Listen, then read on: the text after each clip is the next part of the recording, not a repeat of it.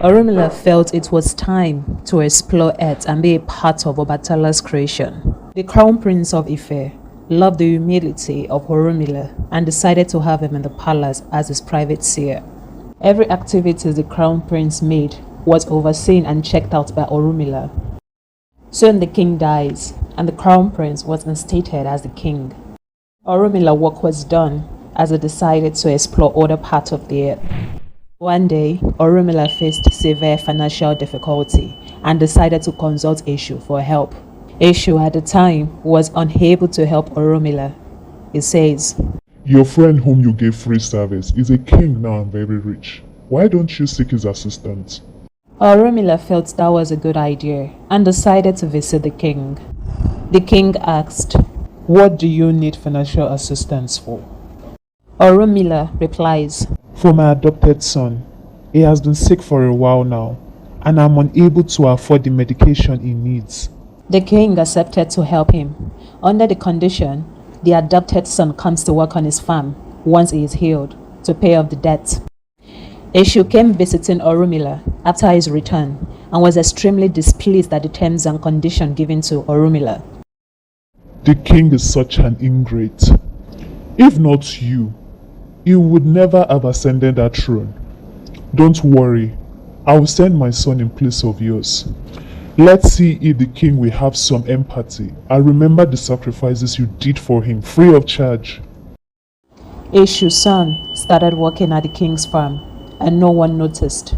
But Orunmila was not at peace, knowing well the agreement involved his adopted son, not Eshu's child. Consulted Eshu and requested for his adopted child to replace and fulfill the agreement. But Eshu objected. If the king cannot let go of his extreme greed, he deserves a lesson. Don't worry, I have a plan. Eshu replies Orunmila before leaving. Eshu, being the deity of tricks and crossroads, visited his son at the king's farmland. Seeing his son tilling the soil endlessly underneath the scorching sun got Eshu angry. "I got you a better hoe to ease labor for you." Eshu manages to smile as he hands his son a brand new hoe.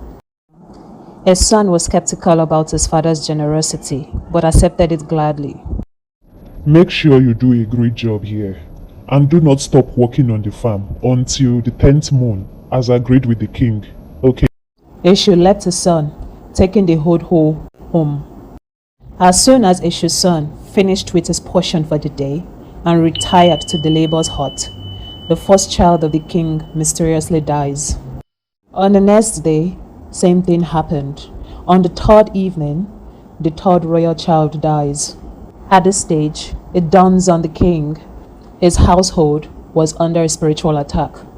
The king sent for the most powerful seers to proffer a solution, but no one was certain where the problem was from.